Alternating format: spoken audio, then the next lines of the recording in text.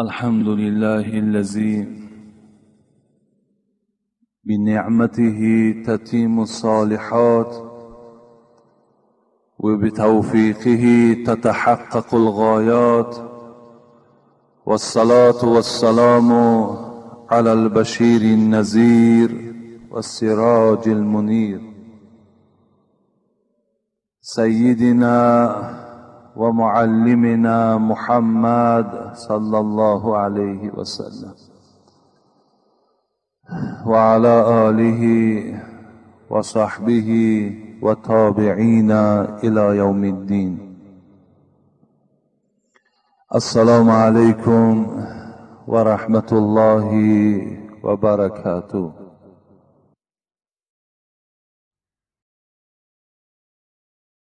پیش از آغاز صحبت یک جایه با شما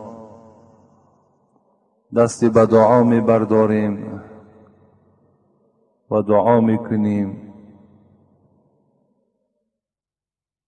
و دعا را چنان انجام می دهیم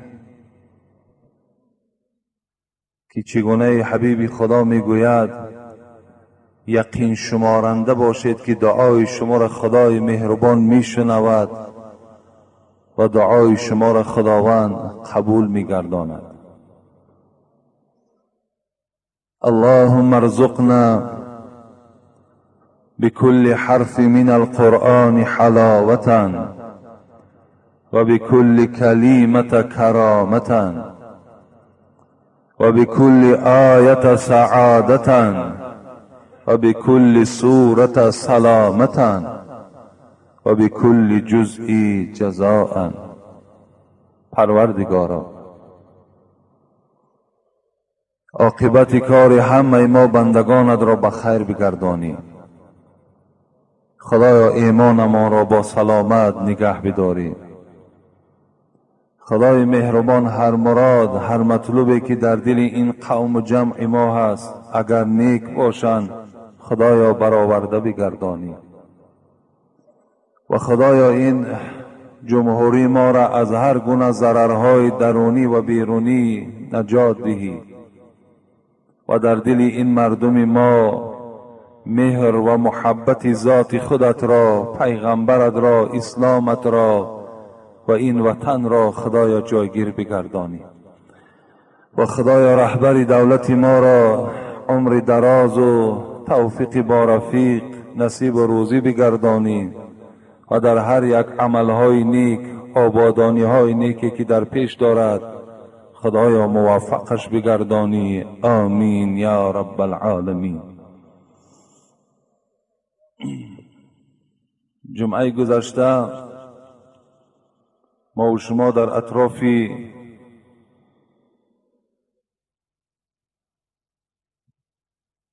موعظه داشتیم فضیلت خیر و احسان در باب صدقه.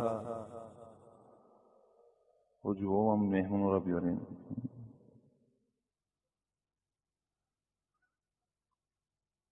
در باب فضیلت خیر احسان صحبت داشتیم و ما و شما این موعظه را انجام داده نتوانستیم. انشاءالله این جمعه خدا خواسته باشد به این موضوع خاتمه می بخشیم. ما و شما تا جای آمدیم که یک طلبنده یک سائل به نزد یک خانه حاضر شد تا که آن حاجتی که داشت حاجتش برآورده شود و اینجا صحبت ما و شما خاتمه یافت. پیش از آنه که این حکایه را از نظمهای مولوی جلال الدین رومی شروع کنم، اولا از همه شما جوانای عزیز، پدرای مهربان یک خواهش دارم که حدیث حضرت جابر رضی الله عنه روایت میکند قال النبی صلی الله علیه و سلم من اکل الثوم والبصل فلیعتزلنا. پیغمبر خدا گفتن هر کسی که اگر خورنده سیر باشد یا کسی که اگر از پیاز چیزی خورده باشد یا از دیگر نمودی طعامهای استفاده برده باشد که بدن او را بویناک کرده باشد، فلیعتزلنا، از نزد ما دور شود. او فلیعتزل مسجدنا، روایت دیگر این است که از مسجد ما بیرون شود. یعنی وقتی که انسان از این طعامها که استفاده میبرد بدن او بویناک می شود.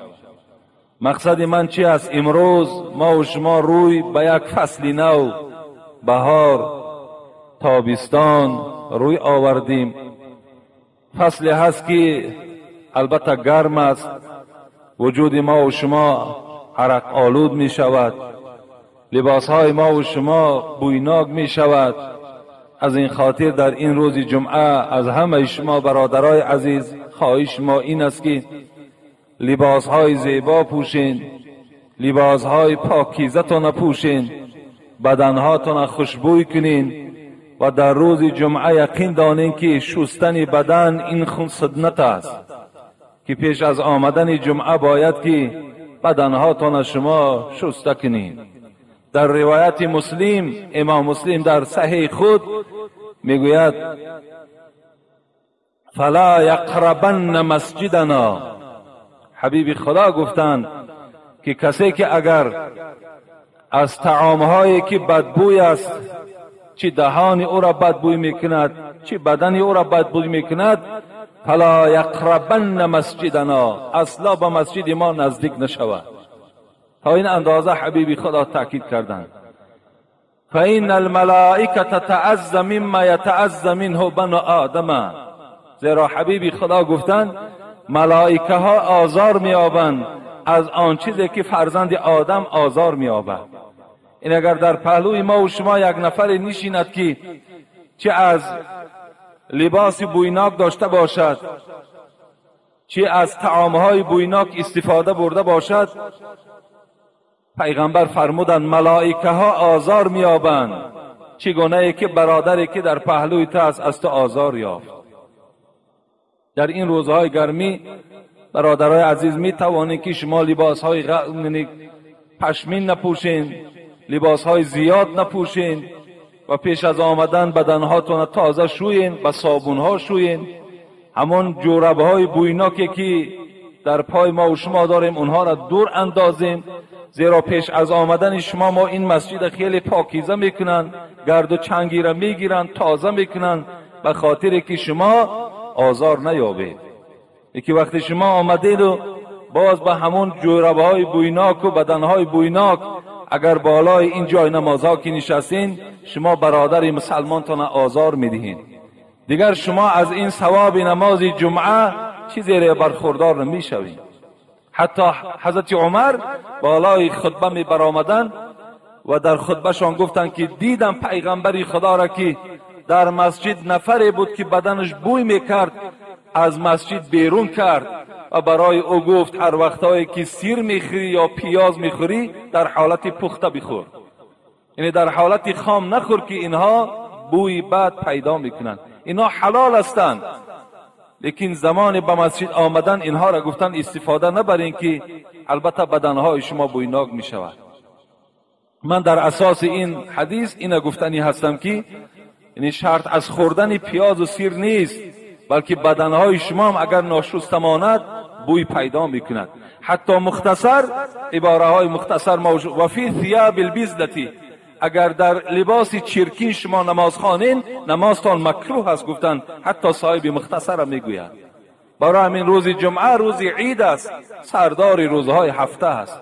این روز شما چگونه که یک بازار و یک خانه خیش تبار می روین لباسهای بهترین می پوشین، برای این روز هم باید لباس بهترین داشته باشید. حتی بدنهاتون هم که شستین همون لباسهای چرکینه که با اگر گشته و پوشیدین الکی شما باز همون بوی بدنتون دور نمی شود. وقتی غسل کردید، وقتی آبازی که کردید باز لباسهای نو از بالای او پوشید و به نماز جمعه بیایید. این حالت انشاءالله شما ثواب خیلی زیاد میگیرید. حضرت ابن عباس از سخنش یادم آمد و میگوید اتزینو لامرأتی کما تتزین لی هی لی. حتی من در جایگاه خواب میگفت، ابن عباس میگفت خوشبویی میکردم. چگونه ای که زن من برای من خوشبویی میکرد، خودش آراسته میکرد، من هم برای زنم خود خوشبویی میکردم، آراسته میکردیم و با یکدیگر در جایگاه خواب میدر آمدیم. بین امروز مردها شاید که خودشان خوشبویی نکنند در جایگاه خواب، لیکن از زنها طلب کنند که خوشبویی کن، خودت زیب و زینت بده. چگونه ای که حسن بصری روایت دارد توزعت و تجملت. زنهای دورای صحابه ها وضو میکردند و طهارت میکردند، خوشبویی میکردند پیش از آنی که در پهلوی شوهرش خواب کند. باید مردها هم، ابن عباس این مفسر است، میگوید من هم خود خوشبویی میکردم، خود زیب و زینت میدادم، بعدا در پهلوی همسری خودم خواب میکردم. همین خوشبویی را یا حکمت من نگاه کردم، خوشبویی حتی شهوت هم بیدار میکرده است. یعنی وقتی که همین زنی که خوشبو در پهلوت باشد یا مردی که اگر خوشبوی باشد زن لذت میبرد، اگر زن خوشبوی باشد مرد لذت میبرد. حتی از خوشبویی، او روز یک برادر گفت که حتی همین جن هم از بوی خوش میگریخته است. جن و شیطان از بوی خوش انسان میگریخته است. در یک حدیث دیگر نگاه کردم، حبیب خدا گفتند کسی اگر طعام میخورد و دستهاش نمیشوید و در جایگاه خواب کرد، سحر در هر بیماری که دوچار شد خودش ملامت کند، زیرا جنها بوی روغن چیکار میکنند؟ جستجو میکنند. یعنی تا این اندازه معلم ما و شما برای ما و شما چی دستورهای خوبی دادن. باید از این پاکیزگی ها ما و شما استفاده بریم، انشاءالله ثواب خیلی زائد میگیریم.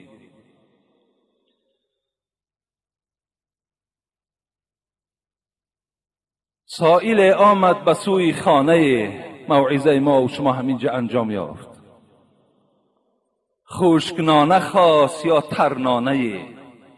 جلال الدین رومی را خدا رحمت کند در مثنویش ایجادیات دارد. یک تلبنده به نزد یک خانه آمد که خانه را من جمعه پیشین وصف کردم که یک خانه که قریب در 15 سال و 20 سال تیار شده است، خیلی به مبلغ کلان، آشیانه های بلند، خیلی یک انسان در تعجب می آوردگی خانه بود. آمد نزد این خانه، این سائل، این طلبنده به امید آمد که این گونه خانه خیلی زیبا دارد، البته شاید که همت این مردم خیلی بلند باشد. چی میداند که این صاحب خانه که اینقدر خانه زیبا دارد، اینقدر خانه پر قیمت دارد، لیکن یک ذره همت ندارد. از اینش اون سائل، آن طلبنده درکدار نبود. گفتی همون شاعر که دولت را فیل بردارد میانش بشکند. دولت داره که اگر فیل بردارد میانش میشکند، همت را پشت هندوستان برد. دولت داره که میان فیل میشکند، لیکن همت نداری، همت تو را پشت هندوستان برد. اینقدر به همت هستی. همین صاحب خانه بیچاره از طایفه همون به همت ها بوده است. سائل در آمد، دروازه را کشادند، گفت نانی تر است، نانی خشک است، داری یا نداری؟ این بای، این صاحب خانه بسیار یک جای براحت، یک کتی خیلی قیمت، بالشت های خیلی از همون پرهایی که خیلی قیمت است در زیر کش دراز کشیدگی. خشکنانه خواست یا ترنانه؟ گفت صاحب خانه این جانان کجاست؟ خیره ای که این دکانی نان باست؟ گفت خشکنانه خواست یا ترنانه؟ آدم بای مست از همون بایهای بی انصاف در حال مطلع آورد. گفت اینجا گفت نانبای خانه است که من تو را نان میدهم.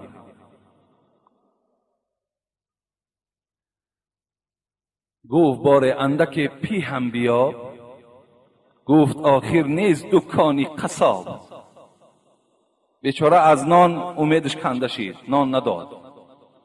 گفت مبادای نان ندادی همین یک پاره روغن گاو نداری؟ گفت صاحب خانه چی گفت؟ گفت اینجا گفت دکان قصاب است، گفت که من برای تو روغن میدهم. گفت پاره آرد ای کت خدا. گفت پینداری که هست این آسیا. گفت مبادای خیلی نان نبوده است، روغن نبوده است، خواه یک مشت آردم ده. گفت چی پینداری گمان میکنی که اینجا آسیاب است؟ گفت آردد میتون.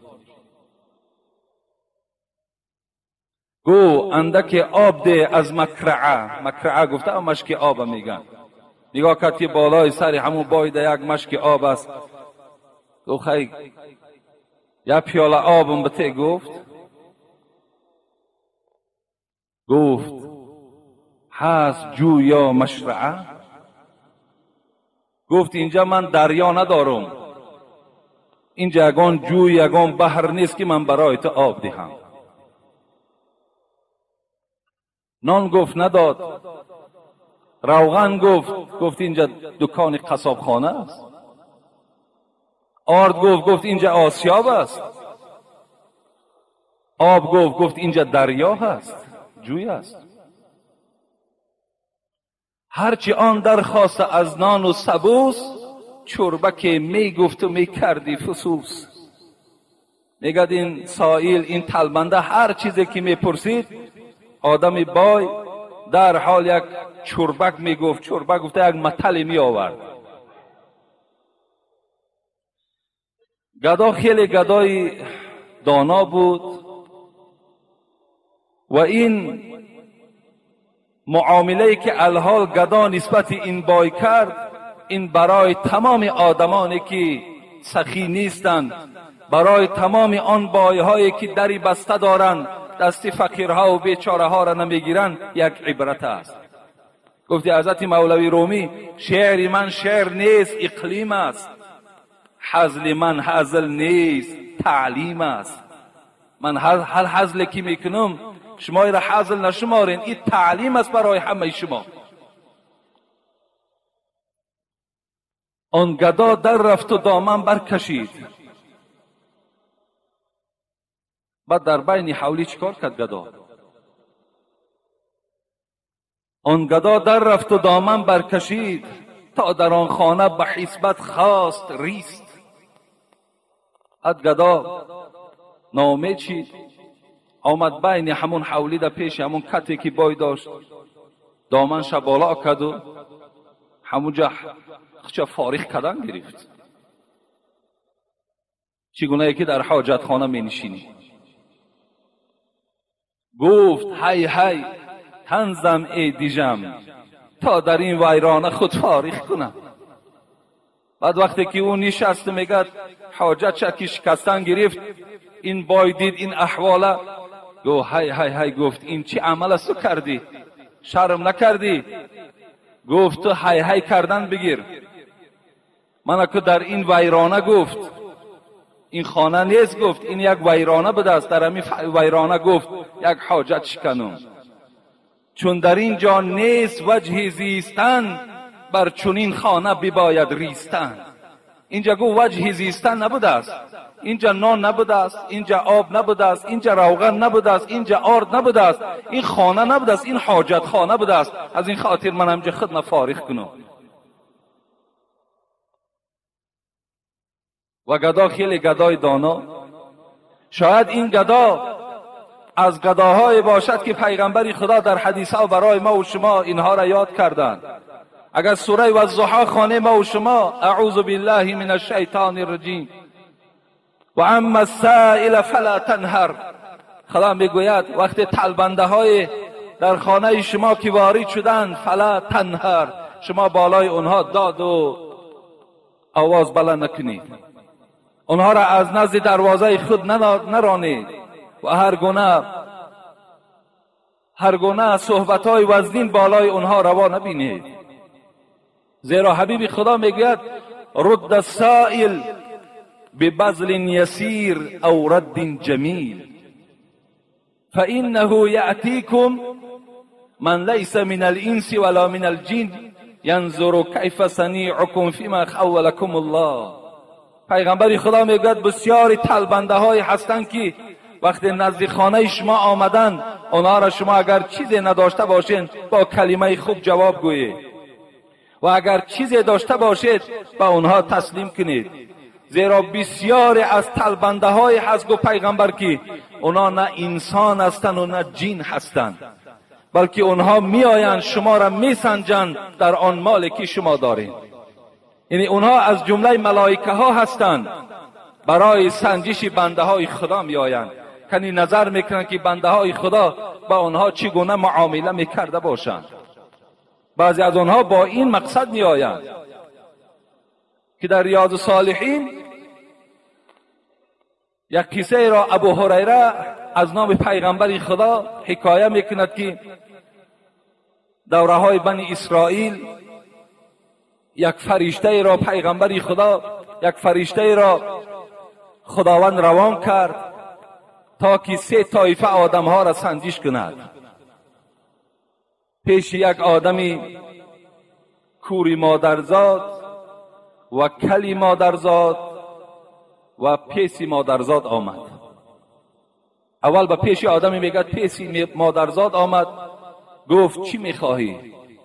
گفت میخواهم که همین رنگ من دیگرگون شود، میخواهم همین جسم من دیگرگون شود تا که مردم از همین پیسی بدن من نفرت دارد، همراه من نمی نشینند.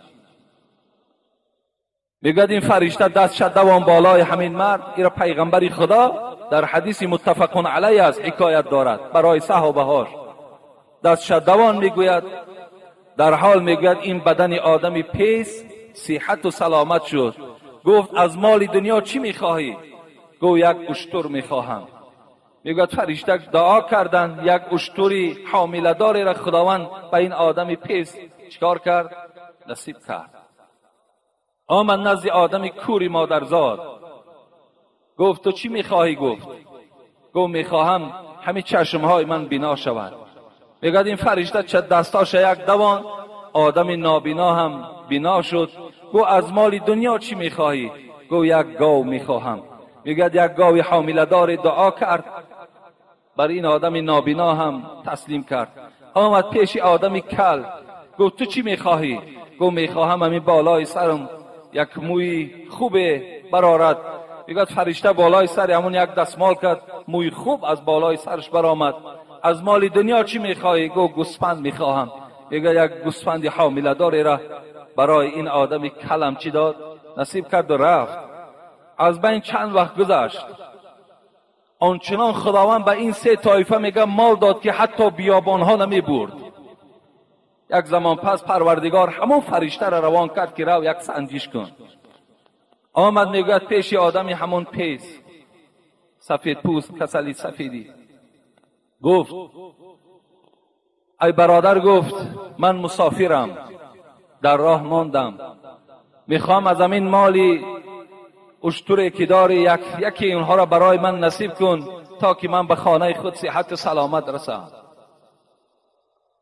گفت برادر تو کسی هستی نیستی؟ من قرضدار هستم. گفت قرضدارم. گفت ترا اشتر دادن نمیتونم. این فرشته گفت تو همون آدمی که پیس بودی، همون آدمی که مال نداشتی، خداوند به تو شفا داد، مال داد، همون نیستی؟ گفت نه. گفت من اون نیستم. گفت این مال از کجا پیدا شد؟ گفت این از همون پدرم از بزرگها ماندگی هست. گفت اگر دروغ گویی خداوند تو را به حالت اولت مبدل بگرداند. میگوید از پیشش رفت. آمد به نزد آدمی کل وقتی از اونم پرسان کرد همین مسئله را، اونم گفت من قرضدار هستم و تو را گفت هیچ از مال دنیا دادن نمیتونم. گفت تو همان نیستی که خداوند برای تو شفا داد، این مال داد؟ گفت نه. گفت من وای نیستم. گفت این مال میراثی هست. گفت از مال میراثی. گفت ما با این شرف و بزرگی رسیدیم. گفت اگر تو دروغ گویی، گفت خدا تو را به اصل اولاد مبدل بگرداند. آمد نزد آدم نابینا، از نابینا هم این سوال کرد، لیکن آدم نابینا چی گفت؟ گفت در اصل من یک آدم نابینا بودم، خداوند به من شفا داد و این مال و ملکی که دارم همه از جانب الله هست. هر چی میگیری اختیار داری، هر چی میگذاری هم اختیار داری. این فرشته میگوید گفتن برای من مال تو در کار نیست، مگر که ما را پروردگار برای سنجش روان کرد. اون دو رفیقی تو گفت از امتحان نگذشتند، لیکن خدا در ملک مال تو گفت برکات دهد و برآمده رفت. اینا حدیثای صحیح هستند که پیغمبر خدا در این باب برای ما و شما گوشزد میکند که شاید که اگر در خاندان یکی شما اگر این چنین آدم ها اگر حاضر شدند از شما چیزی که پرسان کردند چی قوت داری، با کدام چیزی که قوت داری برای آنها رد کنید، آنها را از خاندان با یک دل خرسند جواب گویید. ان شاء الله در نزد خداوند شما را ثواب نصیب می‌گرداند. جمعه اولی که ما شروع این موضوع کردیم، آیتی را از سوره بقره برای شما تلاوت کردم که وای دیگر به تحلیلش نرسیدیم که آیت این چنین بود: اعوذ بالله من الشیطان الرجیم مثل الذين ينفقون اموالهم في سبيل الله كمثل حبة انبت 7 سنابل في كل سنبلة 100 حبة والله يضاعف لمن يشاء الله واسع علیم. صدق الله العظیم. آن کسانی که پروردگار میگوید مال دارند، آن کسانی که دولت دارند، یعنی دولت داشتن، مال داشتن، این گناهکاری را نشان نمیدهد. ما دائم دعا میکنیم که خدای مهربان تمام این مردم تاجیکستان بای به دولت کند. دولت داشتن این گناه نیست، مال داشتن این گناه نیست، لیکن مال دولت پروردگار که داد باید که انسان به قدر این مال و ملک برسد. چگونه که حبیب خدا میگد احسنوا لباسکم و اصلحوا رحالکم حتی تکونوا کأنکم شامة فی الناس. شما ای انسان هایی که دسترس هستین، مال دارین، پول دارین، لباس هاتان را زیبا کنید، ماشین های سواری تان را خوشرو کنید، زیبا کنید، خانه های زیست و زندگی تان را زیبا کنید، خانه های زیست و زندگانی تان را زیبا کنید. زیرا حبیب خدا میگوید بنو مدائنکم مشرفتن، شهرهاتان را با شکوه کنید، شهرهاتان را زیبا کنید. چگونه ای که امروز کولاب ما و شما در این یک زیبایی قرار دارد. الحمدلله هر جانبی که نگاه میکنیم بهترین عمارت ها الکی سر بلند کرده ایستاده. همه این اول آخر فضل الله است، لیکن دستگیری رئیس جمهور است. در حق او باید ما و شما پیوسته دعا کنیم که امروز حدیث پیغمبر خدا را در شهر ما و شما زنده کرده ایستاده است. این شهر ما و شما را با شکوه دارد، آبادی ها دارند. یعنی انسان وقتی مالدار باشد بهترین لباس پوشد، پیغمبر میگوید، و بهترین خانه را داشته باشد، بهترین سواره را داشته باشد. برای چی؟ تا که وی شناسند که این بای است، این بدولت است، تا که محتاج ها پیش وی رفته مراجعت کنند، حاجت خودشان برآورند. چگونه در بعض مسئله ها میگوید آدم جاهل باید فش سلش از 4 لیک زیاد نباشد، آدم طالب علم یک وجب، آدم عالم تا میانش، مفتی باید وقتی نشست میگوید در زمین همون فش سلش رسد، تا که همونها را شناسند که اینها کدام طایفه مردم هستند.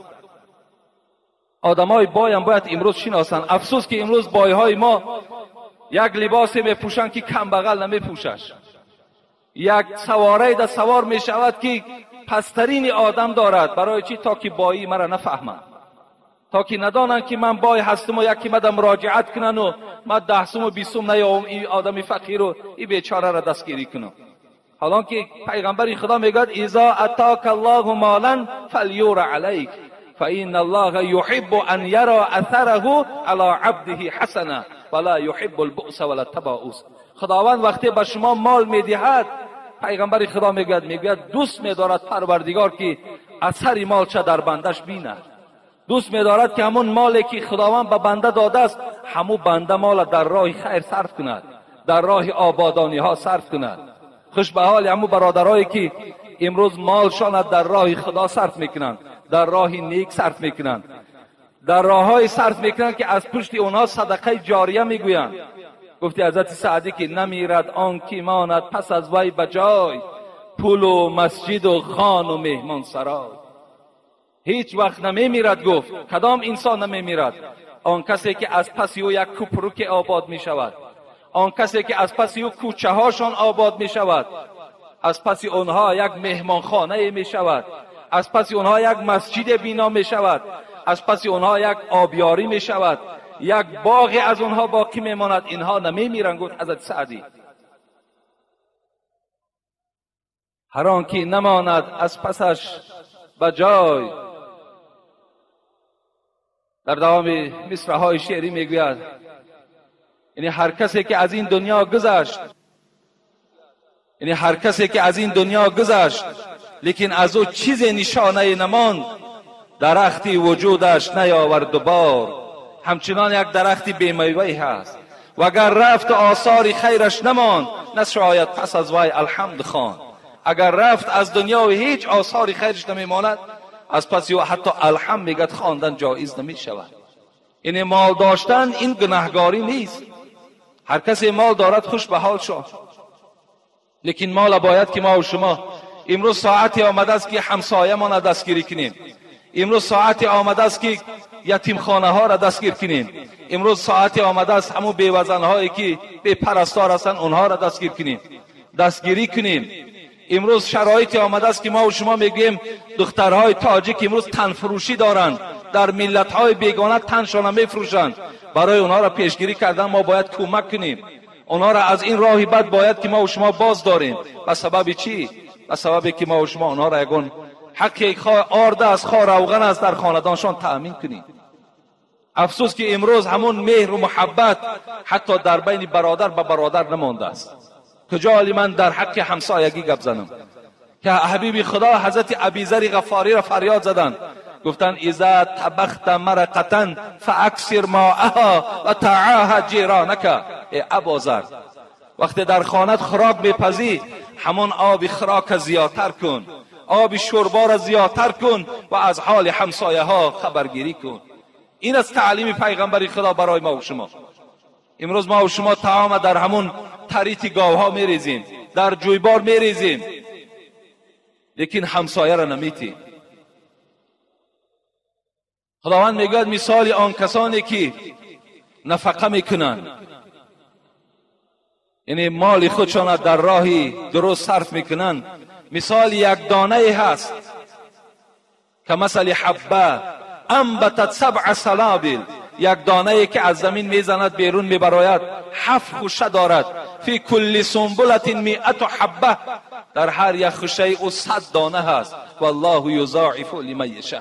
این مثل پروردگار چی است؟ این تشبیهی که در آیت آمده است به چی مقصد آمده است؟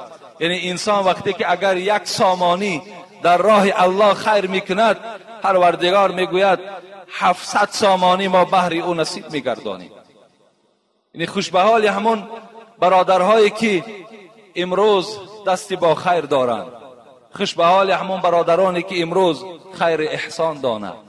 بسیاری بسیار انشاءالله چی در دنیا و چی در آخرت اونها سربلند هستند. در اینجا کار، در آنجا نخل بردار، شوی تا سرفراز از فضل غفار. که این رنجی تو آخر گنج دارد، با یک احسان عطا 2-5 دارد، با یک قول با یک احسان 700 عوض بخشد خدا از فضل بی حد. چرا با حق نبستی قرض احسان، ببینی تا به فردا جودی سبحان. تو میمیری و احسانت نمیرد و تنگی های محشر دست گیرد. تو میمیری، تو روز از روزهای دنیا را ترک میکنی، لیکن این عملهای خیر تو نمیمیرند. اینا برای روز قبر تو، برای روز قیامت تو بی نهایت برای تو مفیدند، برای تو در کار هستند. در دیگر آیت پروردگار لن تنالوا البر حتی تنفقوا مما تحبون. شما وقتی خیر احسان بکنید، گفت پروردگار، مال دوستدارتان خیر احسان کنید. یعنی آن چیزی که دوست داشته ترین به سوی شما هست، ان همون مال در راه الله خیر کنید. آن مالی که از دل بیرون باشد، آن مالی که وجود تر در لرزه ندارد، این گونه مال گفت پروردگار خیر احسان کنید. وقتی این آیت نازل شد، یکی از صحابه ها به نام ابو دحداحه بود،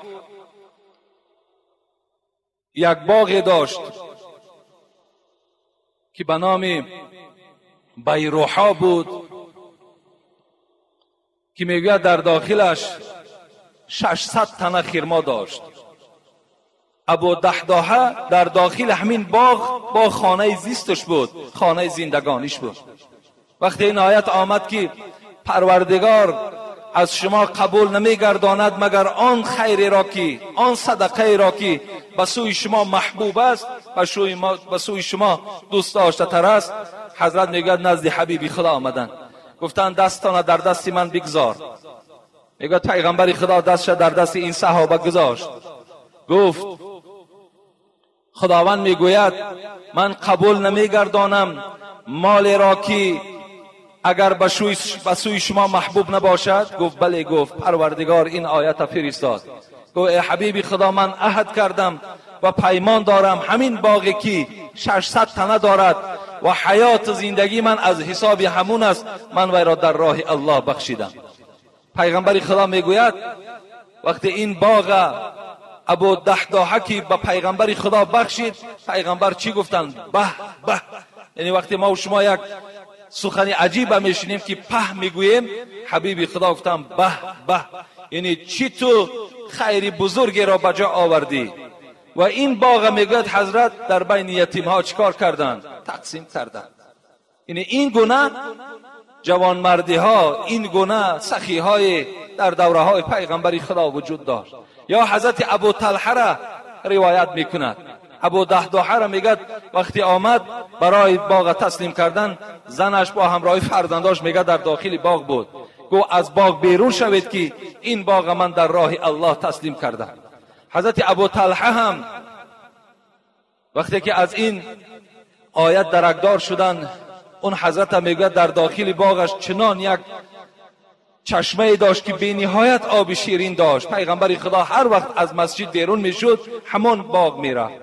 حضرت ابو طلحه هم همون باغ در راه الله بخشیدن. زمانی که این آیت نازل شد که خیر شما قبول نمی شود تا زمانی که اگر شما بهترین مالتانه در راه الله خیر نمی کنید.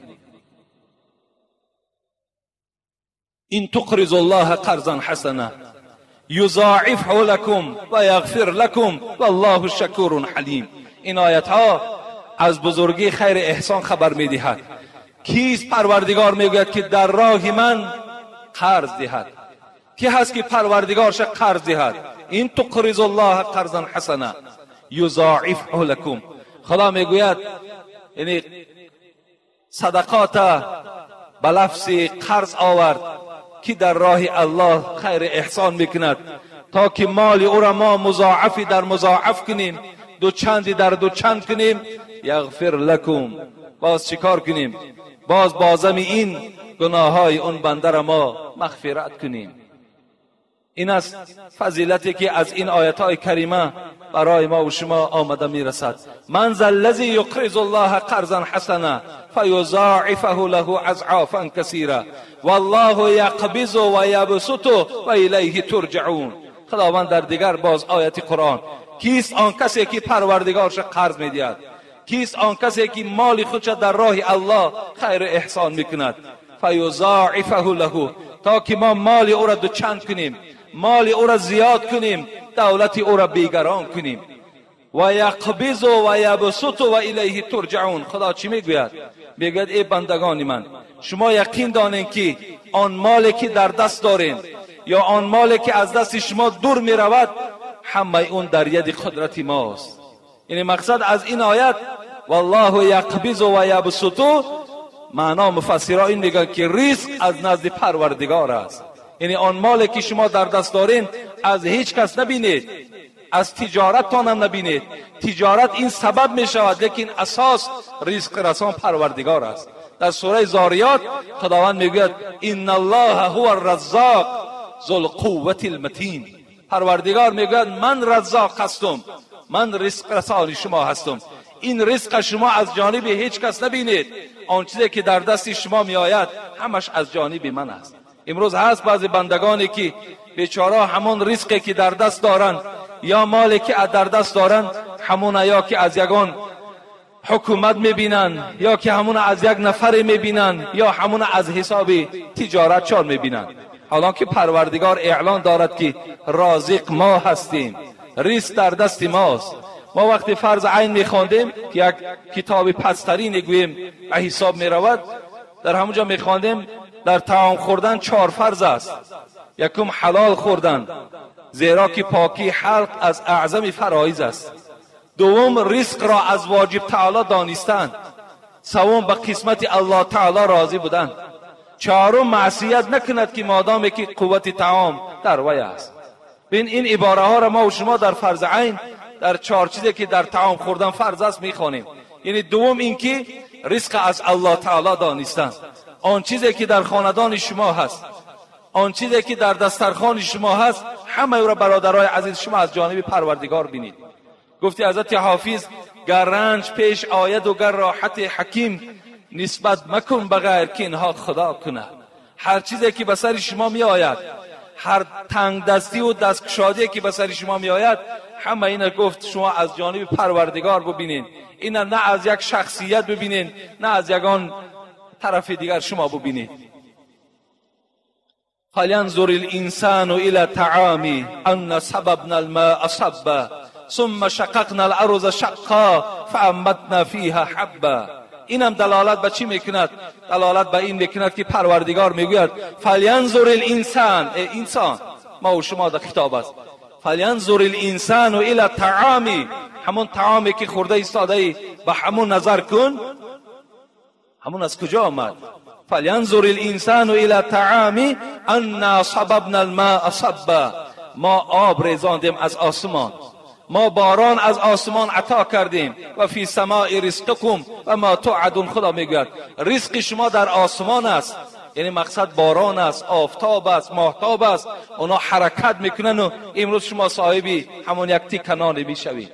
یعنی همون طعامی که در پیش شما هست، اونا همه از برکات بارانی که از آسمان خداوند میریزاند و اون در دست ما و شما آمده میرسد. مولوی رومی خدا رحمت و مغفرت کنه در همین باب یک قصه ای دارد، بسیار قصه عبرتی هست برای کسانی که اگر رزق از غیر الله ببینند. چگونه که بعضی از برادران ما و شما میگویند که یک شرایطی بود که همین دسترخوان هامون همه پر بود، لیکن به یاد نمیارند که هر شرایطی که نباشد، ما به هیچ شرایط کاری نداریم، هر شرایطی که نباشد رزق رسان پروردگار است. شما رزق از الله ببینید. فقط میگوید یک مرد یک تیفل دندان برآورده بود، پدر سر به فکرت فرو برده بود. حضرت رومی میگوید یک مرد میگوید نزد گهواره فرزندش آمد، نگاه کرد که بچهش دندانهاش برآمده است. پدر سر به فکرت فرو برده بود، کینان آب از کجا آرممش، مروت نباشد که بگذارمش. دندانهای بچهش که دید خیلی غمگین شد. گفت تا دیروز این شیر مادر میخورد، امروز دندان برآورده است، این اکنون نان میگوید، این نانی را من از کجا پیدا میکرده باشم. خیلی غمگین شد. کدام مردی بگیم نامردی بوده است، یک مردی که عقیده نداشته است، اسلام کامل نداشته است.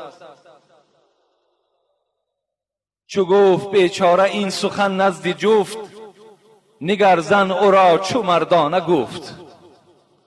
حضرت جلال الدین رومی میگوید این مردی بی غیرت وقتی این اندیشه خودش را، این فکر خودش را وقتی پیشی زنش برد و به زنش این معلومات داد که بچه من دنداندار شده است، فردا نان میگوید من نان او را از کجا میارم؟ نگر زن او را چو مردانه گفت.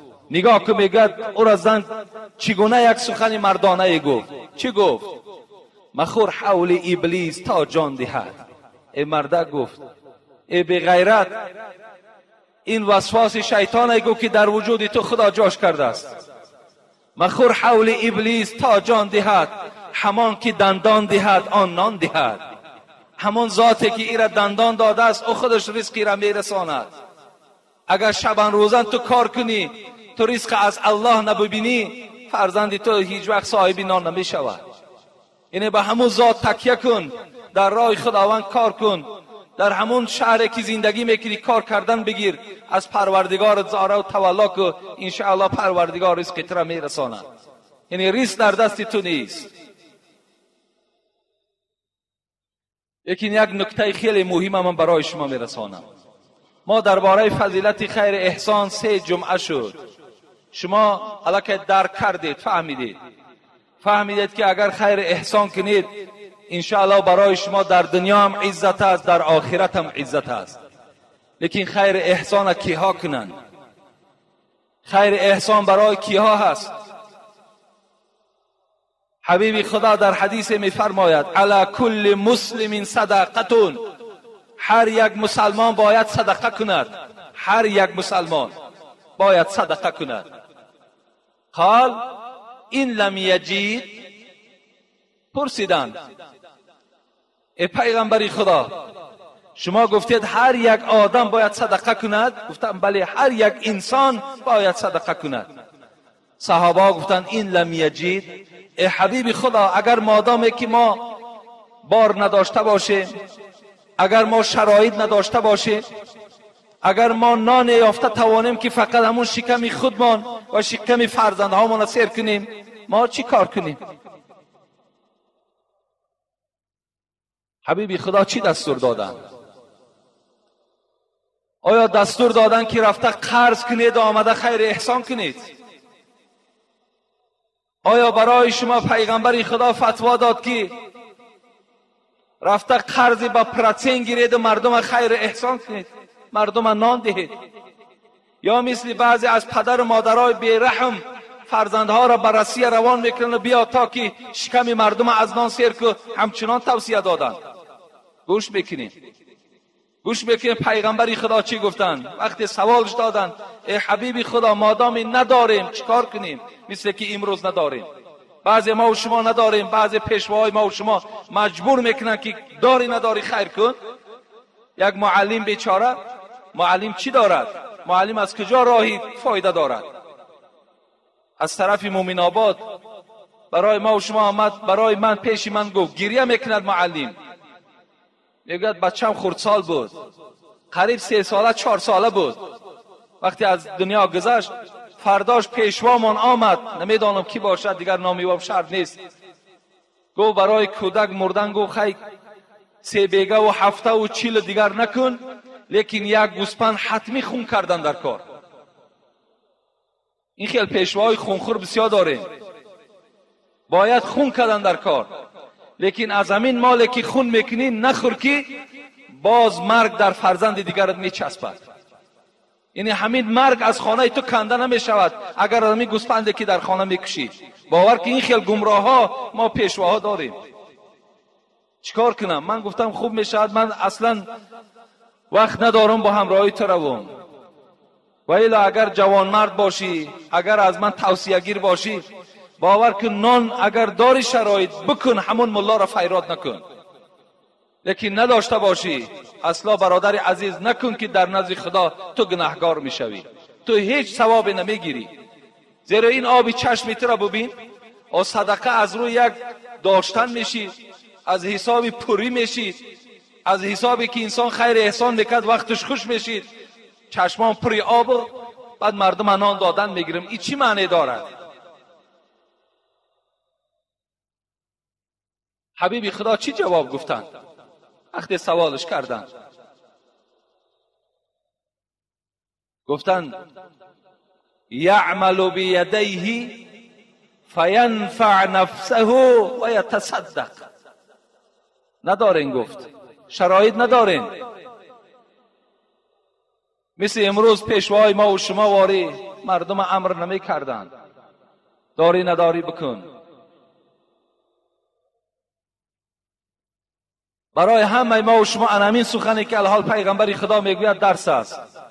امروز من با باوری کامل میگویم که همین خیر احسان ما و شما یکی برای ریا هست، یکی از روی بی‌شرایطی هست. خیرهایی که میکنیم یکی از روی ناداری کردیم، دومش اگر داشته باشیم هم از روی ریا کردیم. حالا که حبیب خدا میگوید من صلى يرائي فقد اشرك و من صام يرائي فقد اشرك و من تصدق يرائي فقد اشرك. کسی نماز میخواند برای مردم داناندن به تحقیق شرکی در الله آورده است. کسی که اگر روزه میگیرد برای مردم داناندن شرکی در الله آورده است. کسی صدقه میکند برای مردم داناندن، مردم بفهماند که من سخی هستم، یا که مردم گویند که وای بسیار جوان مرد است، یا فلان فلان گفته مرا تعریف کنن، پیغمبر خدا گفت وای شرکی در الله آورده است.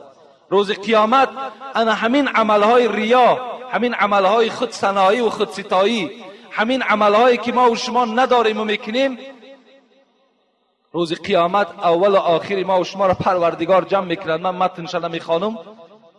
بعدا پروردگار چی میگوید؟ کسی که در دنیا برای کسی که عمل کرده باشد نزد وی رود و پاداش از وی گیرد. اگر کسی صدقه کرد برای مردم داناندن، رو میگد از مردم پاداش بگیر، از مردم ثواب بگیر. کسی که نداشت بیچاره و کرد، اون در نزد پروردگار گناهکار نویسانده می شود، زیرا ندارد شرایط، باز از بالای این میکند. حبیب خدا گفتند مادام نداشته باشین فرزندان من، یعمل بیدیه فینفع نفسه و یتصدق. با دستهات کار کن. گفت با دستهات کار کن. آن چیزی که از حساب کارت میابی در نفس خودت، در نفس فرزندات صرف کن. بین مادام نداری، گفت هیچ وقت خیر نکن. لا اشتری شیئا لیس عندي ثمنه. مادام که نداری، حبیب خدا میگه لا اشتری شیئا، نمیخرم از بازار چیز زمانی که اگر نداشته باشم. امروز آدمای ناداری ما و شما بسیارند، آدمای بی شرایط ما و شما بسیارند. این سخنهای من برای شما سخت نرسد. آن چیزی که من میگم همش آیت قرآن است. آن چیزی که من برای شما میگم همش احادیث های پیغمبر خدا. خداوند در قرآن میگوید یسألونک ماذا ينفقون قول العوف. ای محمد صلی الله علیه و سلم، از تو میپرسند چی مقدار خیر احسان کنیم، از تو میپرسند چگونه خیر احسان کنیم. حضرت ابن عباس ابو امامه در تفسیر این چی گفتند؟ گفتند به مردم توصیه ده ای محمد که آن چیزی که از خانهش زیادی هست همون را خیر احسان کنند. مازاده بر عیالت خیر احسان کن. امروز فرزند ما و شما در بدر، امروز ما خودمان گرسنه، امروز فرزندای ما و شما گرسنه، لیکن ما و شما با چیکار میکنیم؟ با شکم مردم سیر میکنیم. من این سخن به امید آن گفتم یا به مقصد آن گفتم که شما فهمین که اسلام بالای شما هیچ وقت این خیر احسانهای وزنین بار کردگی نیست، مگر این بعض صدقای هستند که ما در گردن ما خود ما بار کردیم. اگر شما قدرت داشته باشین و نکردینم، شما را کسی ملامت کند، ملامت کردن گیرد، لیکن شما در نزد پروردگارتان گناهکار نمیشوید. و آخر دعوانا ان الحمد لله رب العالمین. اینجا یک چند سوالهای هست، من اینا را در حال بهر شما جواب گویم. ان شاء الله این موضوع بسیار یک موضوع دامنه‌دار کلان است، لیکن هر کسی که داشته باشد امروز آباد کند. علاوه خصوص امروز مردم کولاب که در پیش جشن داریم، همه میدونیم بسیار جشن مهم است، شما را خوب بسیار خوب درک کنید. تمام مهمان ها از تمام دولت خارج می آیند، علل خصوص علمی داخل شهر. کدامت اگر دولت داری، کدام شرایط داری، در اما همسایه‌داریات آهک بخر، سمنت بخر، بگذار همون دیوالهای کوچه هاتون سفید کنن، بگذار راههای کوچه هاتون آباد کنن، بگذار همون وادپروات هایی که داریم ندارن محکم کنه که مثال اسراف شده رفته هستن، همونا را تامین کنین، انشاءالله در اینا شما ثواب میگیرید. همین از راه های خیر. لیکن کسی نداشته باشد ما و شما مجبورش نسازیم. السلام علیکم فرزند عزیز داملا میرزا، من مادر 85 ساله با کم مبلغ میخواهم به مسجد شما سهم گذارم، یعنی 20 سامانی. اگرچه فرزندان من و نبیره های هم سهم گذاشتند، لیکن این از نفقه خودم. دعا کنید خدا به من قیامت آباد نصیب سازد و من دعاگوی شما هستم. خدا نگه دارد. مادر 85 ساله در فکر مسجد است، در فکر آبادی مسجد است، در فکر آبادی مسجد است. خوش به حالشان این گونه مادرهایی که البته این گونه نیت‌های نیک دارند برای آبادی، برای چه آبادی شهر چه آبادی مسجد اینقدر سهم و کوشش میکنند.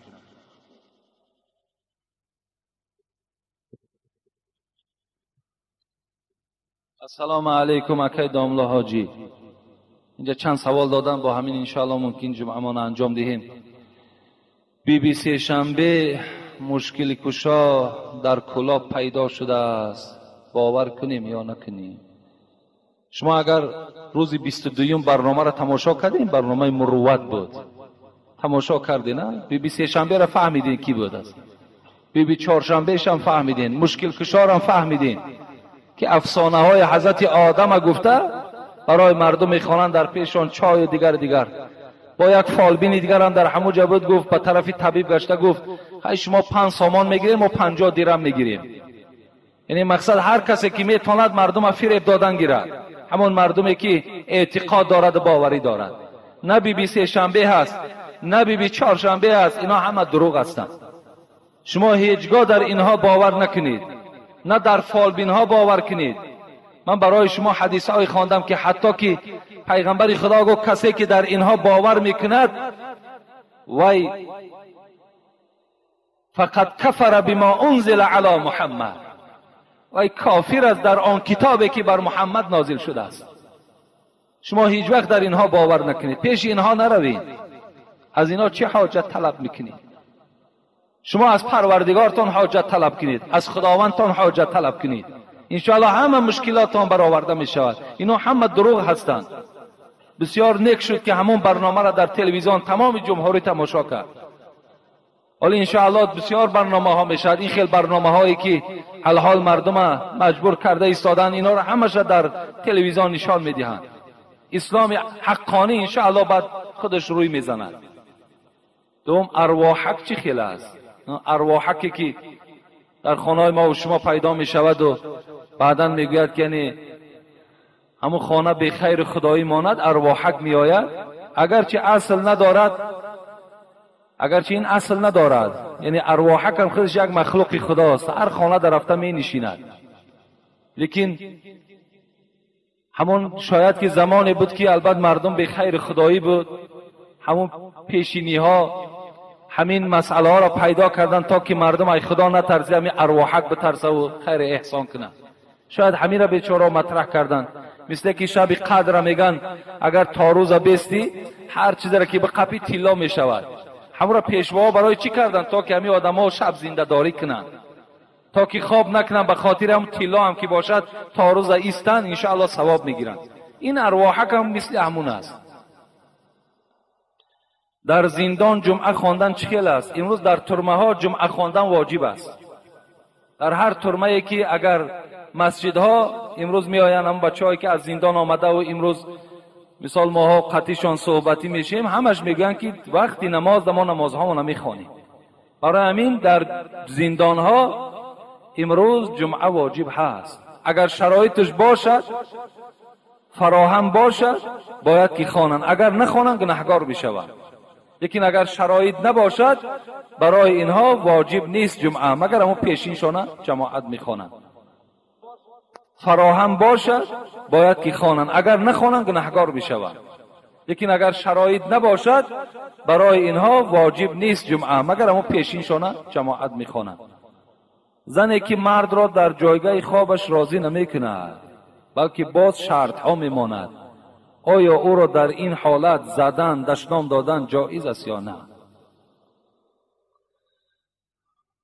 اصلا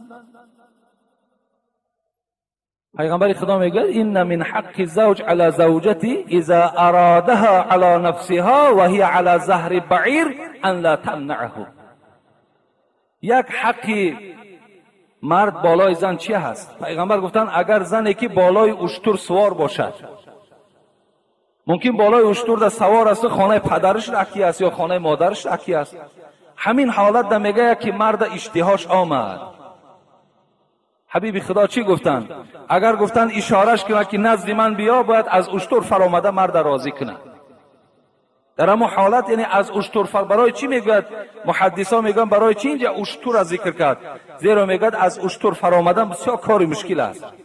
از این خاطر همین مشکل هم که باشد گفتن باید که شوهرش راضی کنه.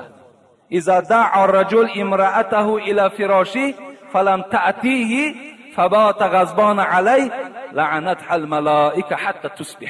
این هم حدیث متفق علیه است. هر وقتایی که مرد اگر زن خودش اشاره کند که ما از یک فایده گیریم، ما از یک بهره گیریم، فلم تأتیه، بعد زن رد کند گوید نه مثال تا اگر خانه پدرم نبری، مثل این جوانی که سوال کرد که شرط ها میماند، یا گوید تا بازارم نمیبری، یا تا چلم نمیخری، یا تا فلان نمیکنی. گفته اگر شرط ها ماند و نآمد، حبیب خدا گفت که تا روز گفت این زن در لعنت ملائکه ها قرار دارد که تو این شوهر تا چیکار نکردی؟ راضی نکردی. اذا دعا الرجل امرأته الى فراشی فلتأتیه و ان كانت علی التنور هم آمده است.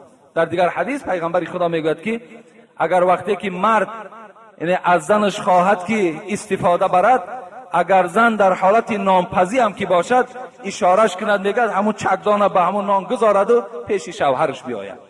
یعنی تا این اندازه حق شوهر بلنده است. خداوند عاقبت همه ما و شما را به خیر بگرداند و مراد و مطلب های همه ما و شما را خدای مهربان حاصل بگرداند و تا جمعه دیگر خداوند همه ما و شما را در حفظ امانش نگه دارد و جمیع مهمان هایی که در این مسجد ما و شما حضور دارند خداوند در هر قدم هاشان حسنات نویسانده و صحت و